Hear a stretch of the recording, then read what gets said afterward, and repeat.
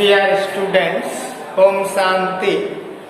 यहाँ देखिए, look at this black board. Class 12 अर्थात कक्षा 12 सब्जेक्ट स्टोरी अर्थात विषय इतिहास, अध्याय नंबर 3। हेडिंग है इसका बंधुत्व, जाति तथा वर्ग। आगे पढ़ेंगे। आरंभिक समाज। क्या समाज? आरंभिक समाज लगभग 600 ईसा पूर्व से 600 ईस्वी तक। परिचय। पिछले अध्याय में लगभग 600 ईसा पूर्व से 600 ईस्वी तक के काल में राजनैतिक एवं आर्थिक जीवन में होने वाले परिवर्तनों का अध्ययन किया गया। इनमें से कुछ परिवर्तनों ने समकालीन समाज पर अपना प्रभाव छोड़ा। उदाहरण था, वन क्षेत्रों में कृषि का विस्तार हुआ, जिससे वहां रहने वाले लोगों की जीवन शैली में परिवर्तन हुआ। शिल्प विशेषज्ञों के एक विशिष्ट सामाजिक समूह का उदय हुआ तथा संपत्ति के समान वितरण से सामाजिक विषमताओं को अधिक प्रखर बनाया। सामाजिक जीवन और उसमें घटित होने वाले परिवर्तनों की प्रक्रिया का अध्ययन करने के लिए इतिहासकार साहित्यिक परंपराओं का सहारा लेते हैं। कुछ ग्रंथों से सामाजिक व्यवहार के मानदंडों का पता चलता है, तो कुछ विभिन्न सामाजिक परंपराओं एवं रीति रिवाजों का दिग्दर्शन कराते हैं और यदा कदा उन पर टिप्पणी भी प्रस्तुत करते हैं। अभिलेख हमारा परिचय कुछ सामाजिक नायकों से भी करवाते हैं, किंतु साहित्यिक ग्रंथों से ऐतिहासिक साक्ष्य ढूंढ निकालने में बहुत ही सावधानी से काम लेना पड़ता है, क्योंकि प्रत्यक्ष ग्रंथ एवं उत्कीर्ण लेख की रचना किसी संप्रदाय विशेष के दृष्टिकोण से की गई थी। अतः समाज में पुनर्निर्माण के कार्य में ग्रंथों से सहायता लेते हुए हमें यह अवश्य ध्यान में रखना चाहिए कि किसी ग्रंथ विशेष की रचना किसके द्वारा की गई, उसमें क्या लिखा गया और मुख्य रूप से किसके लिए इसकी रचना की गई।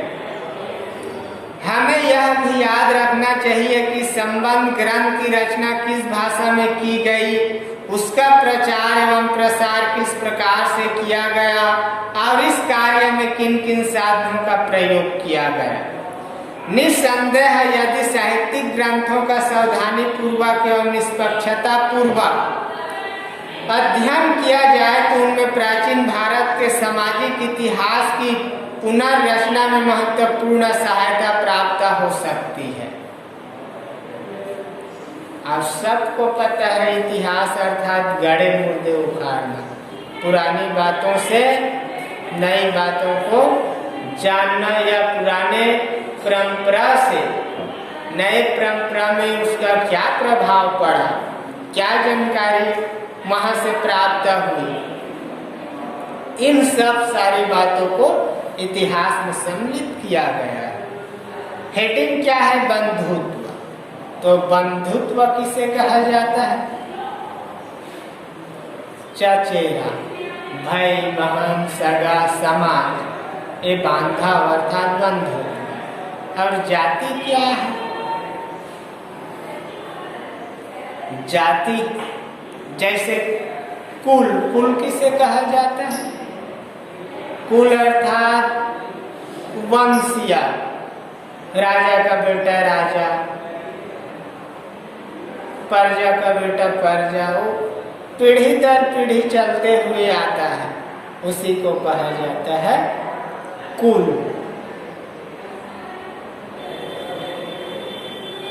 तो जाति भी उसी प्रकार से है तथा वर्ग। तो वर्ग आप लोगों को पता है, पहले ब्राह्मण युग था, वैदिक युग था, तो उसमें वर्गों का विभाजन किया गया था। ब्राह्मणों द्वारा कितने वर्गों में बांटा गया था समाज को, ये सब आता है इसके अंतर्गत। तो पहला देखते हैं इस इकाई में महाभारत। उपमहाद्वीप के सबसे समृद्ध ग्रंथों में से एक महाभारत का विश्लेषण करते हुए हम अपना ध्यान एक ऐसे विशाल महाकाव्य पर केंद्रित कर रहे हैं जो अपने वर्तमान रूप में 1,00,000 श्लोकों से अधिक है और विभिन्न सामाजिक श्रेणियों और परिस्थितियों का लेखा जोखा है। महाभारत टीवी में भी देखे होंगे, यहाँ भी देखो बुक के माध्यम से। इस ग्रंथ की रचना 1000 वर्ष तक लगभग 500 ईसा पूर्व से होती रही। इसमें निहित कुछ कथाएं तो इस काल से पहले भी प्रचलित थी। महाभारत की मुख्य कथा दो परिवारों के बीच हुए युद्ध का चित्रण है। इस ग्रंथ के कुछ भाग विभिन्न सामाजिक समुदायों के आचार व्यवहार के मानदंड तय करते हैं। यदा कदा इस ग्रंथ के मुख्य पात्र इन सामाजिक मानदंडों का अनुसरण करते हुए दिखाई पड़ते हैं। मानदंडों का अनुसरण व उनकी अवहेलना क्या इंगित करती है, इस ग्रंथ में निहित सामाजिक इतिहास यहाँ प्रस्तुत किया जा रहा है।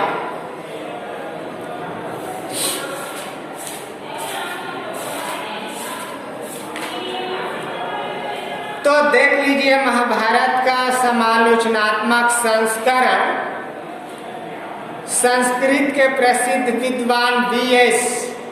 सुक्तांकर के नेतृत्व में 1919 ईस्वी में एक महत्वपूर्ण परियोजना को प्रारंभ किया गया, जिसका प्रमुख उद्देश्य महाभारत का एक समालोचनात्मक संस्करण तैयार करना था। इस योजना के अंतर्गत विद्वानों ने देश के विभिन्न भागों से विभिन्न लिपियों में लिखी गई महाभारत की संस्कृत पांडुलिपियों को इकट्ठा किया गया।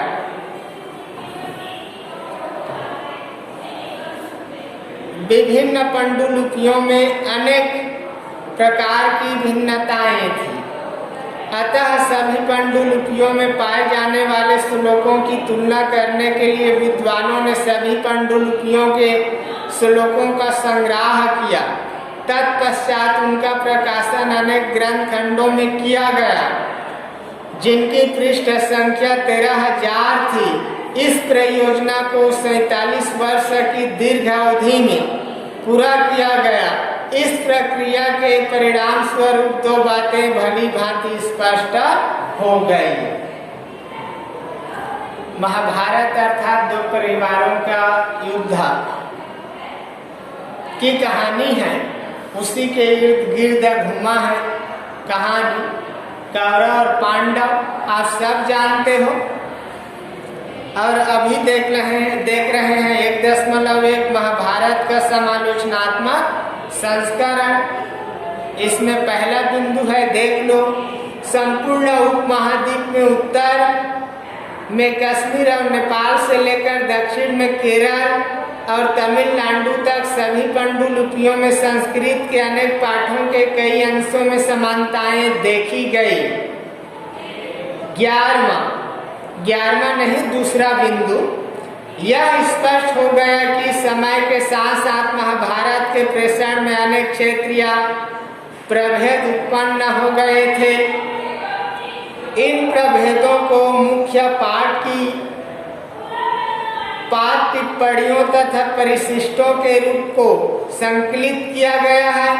उल्लेखनीय है कि महाभारत के समालोचनात्मक संस्करण के 13,000 पृष्ठों में से आधे से भी अधिक पृष्ठों में इन प्रभेदों का विवरण दिया गया है। वास्तव में इन प्रभेदों से उन गुण प्रक्रियाओं का परिचय मिलता है जिन्होंने प्रभावशाली परंपराओं तथा लचीले स्थानीय विचारों एवं आचरण के मध्य संवाद स्थापित करके सामाजिक इतिहासों से पुनर्निर्माण में महत्वपूर्ण भूमिका निभाई है। हमें याद रखना चाहिए कि इन सभी प्रक्रियाओं का निर्धारण करने में इतिहासकार मुख्य रूप से उन ग्रंथों का सहारा लेते हैं जो संस्कृत भाषा में ब्राह्मणों द्वारा ब्राह्मणों के लिए ही लिखे गए थे।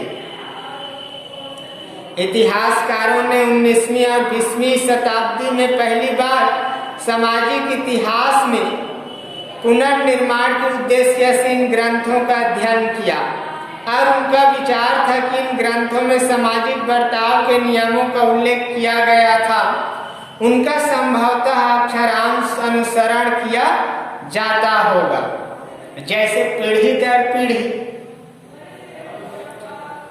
किंतु कालांतर में पाली प्राकृत एवं तमिल ग्रंथों के माध्यम से अन्य परंपराओं का अध्ययन करने के बाद वे इस निष्कर्ष पर पहुंचे कि आदर्श मूलक संस्कृत ग्रंथों को सामान्यतः आधिकारिक तो माना जाता था, किंतु इनके आदर्शों का सर्वथा पालन नहीं किया जाता था। इन आदर्शों पर प्रश्न चिन्ह भी लगाए जाते थे और यदा कदा इनकी उपेक्षा भी की जाती थी। अगला दिन मैंने महाभारत का महत्व पढ़ाया था आप लोगों को। आज देख लीजिए 5वां है बंधुता एवं विवाह महाभारत के संदर्भ में परिवार। बंधुता क्या चीज है? जैसे रिलेशन होता है, चचेरा भाई बंधु, समाज, सगे संबंधी, ये सब आ जाता है बंधुता के अंतर्गत। और विवाह तो सब जानते हैं। परिवार किसी भी समाज के प्रमुख आधार का निर्माण करते हैं। देख लीजिए, आधुनिक समय में सभी परिवारों का स्वरूप एक जैसा नहीं होता। परिवार के सदस्यों की संख्या उनके पारस्परिक संबंधों एवं उनके क्रियाकलापों में भी अनेक विभिन्नताएं देखने को मिलती है। प्रायः एक परिवार के सभी सदस्य भोजन एवं अन्य संसाधनों का मिलजुल कर उपयोग करते हैं। हमें याद रखना चाहिए कि परिवार एक विशाल समूह का भाग होते हैं जिन्हें संबंधी कहा जाता है। तकनीकी भाषा में संबंधियों को जाति समूह कहा जा सकता है। पारिवारिक संबंधों को नैसर्गिक एवं रक्त से संबंधित माना जाता है। उल्लेखनीय है कि भिन्न भिन्न समाजों में इन संबंधों की व्याख्या भिन्न भिन्न रूपों में की जाती है। कुछ समाजों में चचेरे मौसेरे भाई बहनों से में रक्त का संबंध स्वीकार नहीं करते। कुछ समाज चचेरे ममेरे जैसे भाई बहनों में रक्त का संबंध मानते हैं। प्रारंभिक समाजों में सामान्य लोगों के पारिवारिक संबंधों का निर्माण करने के लिए इतिहासकार परिवार तथा बंधुता संबंधी विचारों का विश्लेषण करके किसी निष्कर्ष पर पहुंचने का प्रयास करते हैं। निसंदेह इसी विश्लेषण के आधार पर जन सामान्य की सोच का पता लगाया जा सकता है। कहने का तात्पर्य क्या है? कोई चचेरे ममेरे जो सगे संबंधी होते हैं प्यारे, उस रिलेशन को मान लेते हैं, रक्त संबंधी रिलेशन मानते हैं, और कुछ नहीं मानते। अब देखेंगे पितृवांशिक व्यवस्था के आदर्श 5.1 है। प्राचीन भारतीय सामाजिक संरचना में परिवार का महत्वपूर्ण स्थान था। ऋग्वैदिक काल में पितृसत्तात्मक परिवार थे। संयुक्त परिवार प्रथा अस्तित्व में थी। माता पिता, पुत्र पुत्री, भाई बहन एवं पति पत्नी के लिए पृथक पृथक संज्ञाएं थी। भांजों, भतीजों, पौत्रों, नातियों एवं चचेरे भाई बहनों के लिए एक ही संज्ञा नेपत्र प्रयुक्त होती थी। सभी एक घर में रहते थे और एक ही रसोई में बनाया गया भोजन करते थे। परिवार पितृसत्तात्मक थे। वयोवृद्ध व्यक्ति परिवार का मुखिया होता था, जिसे गृहपति या कुलपति कहा जाता था। देख लीजिए, कुलपति परिवार के मुखिया को कहा गया है। परिवार के भरण पोषण, सुरक्षा तथा यज्ञ आदि के लिए वही उत्तरदायी होता था। वह परिवार की संपत्ति का स्वामी होता था। उसका अपने परिवार तथा पारिवारिक विषयों पर पूर्ण नियंत्रण होता था। कहने का तात्पर्य क्या है? परिवार का मुखिया या कुलपति परिवार के बुजुर्ग होता था। वही भूमि के क्या होते थे? स्वामी होते थे, मालिक होते थे। आज भी देखने को मिलता है।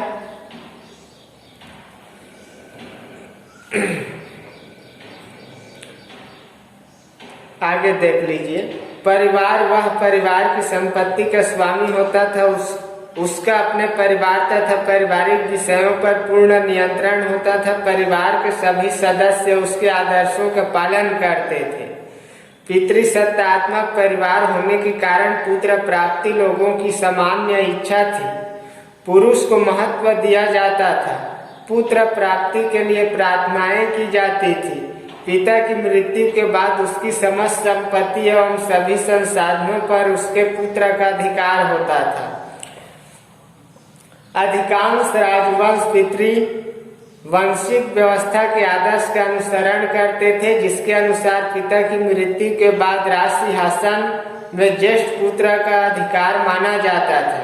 उल्लेखनीय है कि महाभारत का कथानक एक प्रकार के बंधुता के संबंधों में आने वाले परिवर्तन की ओर संकेत करता है। महाभारत के युद्ध का पितृवंशिकता की व्यवस्था से गहरा संबंध है। हस्तिनापुर के शासक विचित्रवीर्य की मृत्यु के बाद उसका छोटा पुत्र गद्दी पर बैठा। क्योंकि विचित्रवीर्य का बड़ा पुत्र धृतराष्ट्र दृष्टिहीन था, धृतराष्ट्र के पुत्रों अर्थात कौरवों को यह अच्छा नहीं लगा। पांडु की मृत्यु के बाद उनके सिंहासन पर अधिकार करने की तीव्र लालसा उत्पन्न हो गई। परिणाम स्वरूप महाभारत युद्ध हुआ, जिसमें पांडवों की विजय हुई। पितृवांशिक व्यवस्था के आदर्श के अनुसार पांडवों में सबसे बड़े भाई युधिष्ठिर को राज सिंहासन प्राप्त हुआ। इतिहासकारों के विचार अनुसार चाहे पितृवांशिक व्यवस्था अर्थात पिता की मृत्यु के पश्चात उसके साधनों पर उसके पुत्रों का अधिकार हो जाने का आदर्श का महाभारत के युद्ध से पहले ही अनुसरण किया जाता था, किंतु महाभारत की कथा वस्तु ने इसे और अधिक सुदृढ़ बना दिया। यह युद्ध बांधवों अर्थात चचेरे भाइयों कौरवों और पांडवों के मध्य भूमि और सत्ता पर स्वामित्व के प्रश्न को लेकर होने वाला युद्ध था। उल्लेखनीय है कि दोनों ही दल कुरु वंश से संबंधित थे और उनका एक जनपद पर शासन था। तो ये है पितृवांशिक व्यवस्था के आदर्श। क्या होता था? राजा का बेटा राजा होता था। जब राजा देह छोड़ता था तो उसका ज्येष्ठ पुत्र सिंहासन पर बैठता था, राजगद्दी पर बैठता था। उसी प्रकार से महाभारत काल में भी देख लीजिए, एक तरफ कौरव और एक तरफ पांडव, दोनों क्या थे? सगे संबंधी थे, भाई थे। तो धृतराष्ट्र का आंख नहीं था, इसलिए उसका छोटा भाई को गद्दी पर बिठा दिया गया और धृतराष्ट्र के जो पुत्र थे नीचे वाले, उन लोगों को यह बात हजम नहीं हुआ और इस प्रकार से महाभारत का युद्ध छिड़ गया। अब देखेंगे 5.2 विवाह के नियम। विचाराधीन काल में विवाह एक समझौते नहीं अपितु धार्मिक बंधन था। धार्मिक बंधन जानते हो? धर्म में बंधे रहना। पुत्र प्राप्ति एवं यज्ञ हवन अनुष्ठान तथा धार्मिक कार्यों को भली भांति संपन्न करने के लिए विवाह आवश्यक माना जाता था। हमें याद रखना चाहिए कि पितृवांशिक व्यवस्था के अंतर्गत पितृवंश को आगे बढ़ाने के लिए पुत्र को अत्यधिक महत्वपूर्ण माना जाता था, किंतु पुत्रियों को भिन्न दृष्टि से देखा जाता था। पैतृक संपत्ति में पुत्री का कोई अधिकार नहीं था। समाज में अंतर विवाह और बहिर्विवाह, इन दो प्रकार की विवाह पद्धतियों का प्रचलन था। अंतर विवाह में वैवाहिक संबंध समूह के मध्य ही तय किए जाते थे। यह समूह एक गोत्र, कुल अथवा एक जाति अथवा एक ही स्थान पर रहने वाले लोगों का हो सकता था। अपने गोत्र से बाहर विवाह करने को बहिर्विवाह कहा जाता था। बहिर्विवाह पद्धति को अधिक अच्छा समझा जाता था। उच्च वर्गों में समगोत्र में विवाह करना मना था। ऊंची प्रतिष्ठा वाले परिवारों में कन्याओं के विवाह कम आयु में कर दिए जाते थे। विवाह शब्द भी उपसर्ग वाह धातु से बना है, जिसका शाब्दिक अर्थ है वधु को वर के घर ले जाना। प्राचीन भारत में वर्णित 16 सामाजिक संस्कारों में विवाह एक महत्वपूर्ण संस्कार था। विवाह संस्कार के द्वारा ही स्त्री एवं पुरुष गृहस्थ जीवन में प्रवेश करते थे। भारत के प्राचीन धर्म एवं कानून ग्रंथ मनुस्मृति 200 ईसा पूर्व से 200 ईस्वी में 8 प्रकार के विवाहों का वर्णन है। महाभारत के आदि पर्व में 102वें अध्याय के श्लोक क्रमांक 11 से 17 में भीष्म पितामह ने भी इन्हीं 8 प्रकार के विवाहों का वर्णन किया है। भीष्म जब काशी नरेश की कन्याओं को उनके स्वयंवर के समय अपने भाई विचित्र वीर्य के लिए अपहरण कर लाते हैं, उस समय उन्होंने विवाह के सभी 8 प्रकारों का वर्णन करते हुए कहा है कि मैं बलपूर्वक अपहरण कर इन कन्याओं को ले जा रहा हूँ, तुम रोक सको तो रोक लो। मनुस्मृति एवं भीष्म द्वारा वर्णित या उस समय प्रचलित 8 विवाह निम्नलिखित थे। तो पहला देखिए ब्रह्म विवाह। ब्रह्म विवाह में माता पिता के संरक्षण में पुत्र पुत्रियों का विवाह होता था। कन्या का पिता इसे अच्छे वस्त्रों एवं आभूषणों से भली भांति अलंकृत करके योग्य वर को प्रदान करता था। यह विवाह सर्वोत्तम माना जाता था। दूसरा देख लीजिए प्रजापत्य विवाह। यह विवाह संतान प्राप्ति के लिए किया जाता था। इस विवाह के अनुसार धर्म, अर्थ एवं कर्म में वर और वधु के अधिकार समान होते थे। इस प्रकार के विवाह में संपूर्ण विधि विधान का पालन किया जाता था। दैव विवाह। विधिवत यज्ञ का अनुष्ठान करने वाले पुरोहित के साथ कन्या का विवाह दैव विवाह कहलाता था।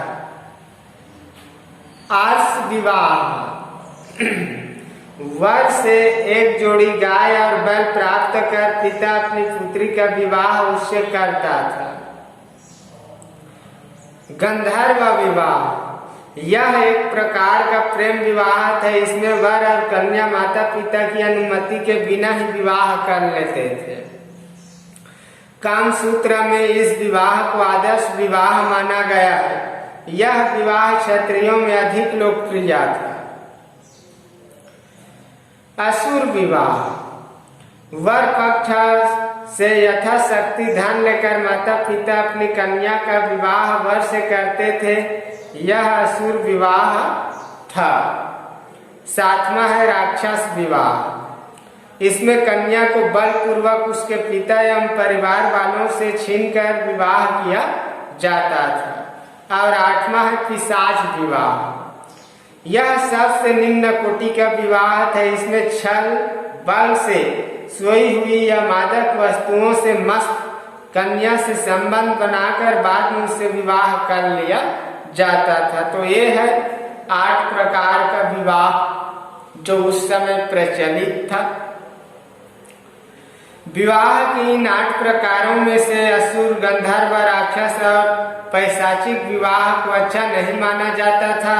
विशेष रूप से पिशाच विवाह की सभी धर्म ग्रंथों में निंदा की गई है। संभवतः असुर, गंधर्व, राक्षस और पिशाच विवाह उन लोगों में प्रचलित थे जो ब्राह्मणीय नियमों का अनुसरण नहीं करते थे। आदर्श विवाह वे माने जाते थे जिनमें पिता अथवा अभिभावक द्वारा वर का चुनाव उसकी योग्यता के आधार पर किया जाता था। कुछ अन्य विवाह इस प्रकार थे। अंतर विवाह, इसमें वैवाहिक संबंध एक समूह, एक गोत्र या जाति या एक स्थान में बसने वालों के बीच होता था। दूसरा बहिर्विवाह, गोत्र के बाहर विवाह बहिर्विवाह था। और तीसरा बहुपत्नी विवाह, एक पुरुष की अनेक पत्नियां हो सकती थी। हार्यक वंश के सम्राट बिंबिसार एवं मौर्य सम्राट अशोक आदि की कई पत्नियां थी।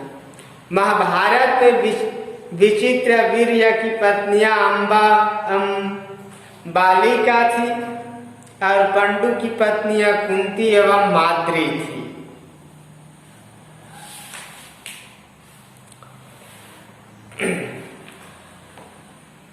बहुपति प्रथा, इसमें एक स्त्री के कई पति होते थे। यह प्रथा कम प्रचलित थी। महाभारत में द्रौपदी के 5 पति थे। हिमालय क्षेत्र की कुछ जातियों में भी यह प्रथा प्रचलित थी। स्त्री कर गोत्र, लगभग 1000 ईसा पूर्व गोत्र प्रथा अस्तित्व में आई। प्रत्येक गोत्र किसी ऋषि के नाम पर होता था। उस गोत्र के सदस्य उसी ऋषि के वंशज माने जाते थे। एक ही गोत्र के सदस्य आपस में विवाह नहीं कर सकते थे। विवाह के पश्चात स्त्रियों का गोत्र पिता के स्थान पर पति का गोत्र माना जाता था, परंतु सातवाहन इसके अपवाद कहे जा सकते हैं। पुत्र के नाम के आगे माता का गोत्र होता था। उदाहरण के लिए गौतमी पुत्र सातकर्णी एवं वशिष्ठी पुत्र पुलु मामी, अर्थात विवाह के पश्चात 7 वहन रानियों ने अपने पति के स्थान पर पिता का गोत्र ही अपनाया। यहाँ यह याद रखना चाहिए कि माता का नाम भले ही हो मगर सातवाहन सत्ता पितृसत्तात्मक ही थी। कहने का तात्पर्य क्या है, जब इस कन्या दूसरे के यहाँ क्या शादी होकर जाती है तो जहाँ जाती है वहीं का गोत्र उसके नाम के साथ जोड़ दिया जाता है। किंतु उस समय क्या प्रथा था, स्त्री का गोत्र जो सातवाहन राजा थे उसमें यह प्रथा प्रचलित थी कि जो स्त्री होते थे वो अपने पिता के गोत्र को ही मानते थे और उसी के नाम से जाने जाते थे। यहाँ ऐसा लगता है कि माता महत्वपूर्ण थी, मगर महाभारत में हम देखते हैं कि माता गांधारी की युद्ध के स्थान पर संधि करने की सलाह दुर्योधन ने नहीं मानी। दूसरी ओर पांडव अपनी मां कुंती एवं भीष्म अपनी मां सत्यवती से सलाह लेकर कार्य करते थे। देख माता का महत्व, जैसा कि पहले लिखा गया है कि सातवाहन राजाओं को उनकी माता के नाम से जाना जाता था। इससे यह प्रतीत होता है कि माताएं महत्वपूर्ण थी, किंतु किसी भी निष्कर्ष पर पहुंचने से पहले हमें बहुत सावधानी बरतनी होगी। सातवाहन राजाओं में उत्तराधिकारी पितृवांशिक ही होता था। फिर भी विचाराधीन काल में माता के रूप में नारी को पर्याप्त महत्व दिया जाता था। सातवाहन नरेशों के साथ उनकी माता का नाम जुड़ा होना यह भली भांति स्पष्ट कर देता है। बृहदारण्यकम उपनिषद आरंभिक उपनिषदों में से एक है। इसमें आचार्यों तथा शिष्यों की अंतर पीढ़ियों की सूचना मिलती है, जिनमें से अनेकों को उनके मातृ नामों से जाना जाता था। किंतु ऐसा प्रतीत होता है कि इस प्रथा का नाम तो संपूर्ण देश में प्रचलन था और न ही इसका व्यापक रूप से अनुसरण किया जाता था।